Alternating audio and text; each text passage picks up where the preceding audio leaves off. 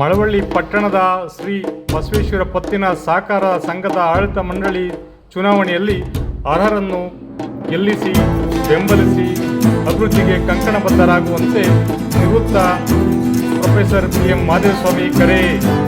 ಮಳವಳ್ಳಿ ಪಟ್ಟಣದಲ್ಲಿ ನಡೆದ 1066ನೇ ಸುತ್ತೂರು ಜಯಂತಿ ಮಹೋತ್ಸವದ ಯಶಸ್ವಿಗೆ ಕಾರಣಭೂತರಾದ ಸರ್ವ ಸಮುದಾಯದ ಜನರಿಗೆ ಕೃತಜ್ಞತೆ ಸಲ್ಲಿಕೆ. ಫೆಬ್ರವರಿ 28ರಿಂದ ಆರಂಭವಾಗುವ PUC ಪರೀಕ್ಷೆಗೆ ಮಕ್ಕಳು ಸನ್ನದ್ಧರಾಗಿ ಉನ್ನತ ಅಂಕ ಗಳಿಸಿ ಸಾಧನೆ ಮಾಡುವಂತೆ ಅವರು ಸಂದೇಶ. ಮಂಡ್ಯ ಜಿಲ್ಲೆಯಲ್ಲೇ ಅತ್ಯುತ್ತಮ ಪ್ರಗತಿಯೊಂದಿಗೆ ರಜತ ಸಂಭ್ರಮದತ್ತ ಸಾಗಿರುವ ಮಳವಳ್ಳಿ ಶ್ರೀ ಬಸವೇಶ್ವರ ಪತ್ತಿನ ಸಹಕಾರ ಸಂಘದ ಆಡಳಿತ ಮಂಡಳಿಯ ಚುನಾವಣೆಯಲ್ಲಿ ಶರಣರ ತತ್ವ ಸಂದೇಶಗಳನ್ನು ಮೈಗೂಡಿಸಿಕೊಂಡು ಸಮಾಜಮುಖಿಯಾಗಿ ಸೇವೆ ಸಲ್ಲಿಸುವ ಅರ್ಹರನ್ನು ಬೆಂಬಲಿಸಿ ಸಹಕಾರ ಸಂಘದ ಪ್ರಗತಿಗೆ ಕಂಕಣಬದ್ಧರಾಗುವಂತೆ ಪಟ್ಟಣದಲ್ಲಿ ನಡೆದ ಸುತ್ತೂರಿನ 1066ನೇ ಜಯಂತಿ ಮಹೋತ್ಸವದ ಸಂಚಾಲಕರಾದ ನಿವೃತ್ತ ಪ್ರೊಫೆಸರ್ PM ಮಾದೇವಸ್ವಾಮಿ ಇಂದಿಲ್ಲಿ ಕರೆ ನೀಡಿದ್ದಾರೆ.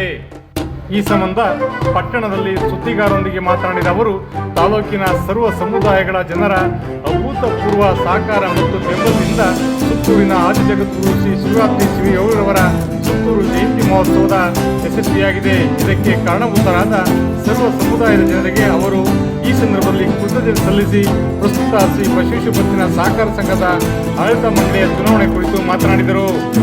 ಸಿದ್ಧಗಂಗಾ ಶ್ರೀಗಳ ಮತ್ತು ಸುತ್ತೂರು ಶ್ರೀಗಳ ಸೇರಿದಂತೆ ಹಲವರು ಚರಮೂರ್ತಿಗಳ ದಿವ್ಯ ಶಕ್ತಿಯಿಂದ ಮಳವಳ್ಳಿ ತಾಲೂಕು ಶ್ರೀ ಬಸವೇಶ್ವರ ಪತ್ತಿನ ಸಹಕಾರ ಸಂಘವು 25 ವರ್ಷ ಪೂರ್ಣಗೊಳಿಸಿ ಜನಸಾಮಾನ್ಯರಿಗೆ ನೆರವಾಗುವಂಥ ಕಲ್ಯಾಣ ಮಂಟಪ ನಿರ್ಮಿಸಿ ಜನಪರ ಕಾರ್ಯಗಳಂತ ಮುಂಚೂಣಿಯಲ್ಲಿರುವುದು ಸಂತಸ ತಂದಿದೆ ಎಂದರು.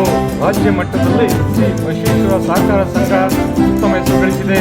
ಪ್ರಸ್ತುತ 5 ವರ್ಷಗಳ ಆಡಳಿತ ಮಂಡಳಿಗೆ ನಡೆಯುತ್ತಿರುವ ಚುನಾವಣೆಯಲ್ಲಿ ಸೇವಾ ಮನೋಭಾವವುಳ್ಳ ಸಹಕಾರ ಸಂಘದ ನಿಯಮಗಳನ್ನು ಬಲ್ಲವರು, ಸಹಕಾರ ಸಂಘದ ಪ್ರಗತಿಗೆ ದೂರದೃಷ್ಟಿಯ ಚಿಂತನೆಯುಳ್ಳ ಶರಣರ ತತ್ವ ಸಂದೇಶಗಳನ್ನು ಮೈಗೂಡಿಸಿಕೊಂಡು ಕೆಲಸ ನಿರ್ವಹಿಸುತ್ತಿರುವ ಅರ್ಹ ಕಾಯಕ ವ್ಯಕ್ತಿಗಳನ್ನು ಬೆಂಬಲಿಸಿ ಗೆಲ್ಲಿಸುವಂತೆ ಅವರು ಈ ಸಂದರ್ಭದಲ್ಲಿ ಕರೆ ನೀಡಿದರು. ತಾಲೂಕಿನ ಮಕ್ಕಳೇ PUC ಪರೀಕ್ಷೆಯಲ್ಲಿ ಉನ್ನತ ಅಂಕ ಗಳಿಸಿ. PUC ಪರೀಕ್ಷೆ ಫೆಬ್ರವರಿ 28ರಿಂದ ಆರಂಭವಾಗುತ್ತಿದ್ದು, ಮಳವಳ್ಳಿ ತಾಲೂಕಿನ ಸರ್ವ ಜನಾಂಗದ ಮಕ್ಕಳು ವ್ಯವಸ್ಥಿತವಾಗಿ ಪರೀಕ್ಷೆಗೆ ಸಿದ್ಧರಾಗುವುದರೊಂದಿಗೆ ಉನ್ನತ ಸಾಧನೆ ಮಾಡುವತ್ತ ಸನ್ನದ್ಧರಾಗುವಂತೆ ಅವರು PUC ಪರೀಕ್ಷೆ ಬರೆಯುತ್ತಿರುವ ಮಕ್ಕಳಿಗೆ ಶುಭ ಹಾರೈಸಿ ಈ ಸಂದರ್ಭದಲ್ಲಿ ಮಕ್ಕಳಿಗೆ ಪ್ರೋತ್ಸಾಹ ನೀಡಿ ಕರೆ ನೀಡಿದರು. ವಿಶೇಷ ವರದಿ ಮಾಗನೂರು M. ಶಿವಕುಮಾರ್, ಮಾಮರ ಮೀಡಿಯಾ, ಮಳವಳ್ಳಿ.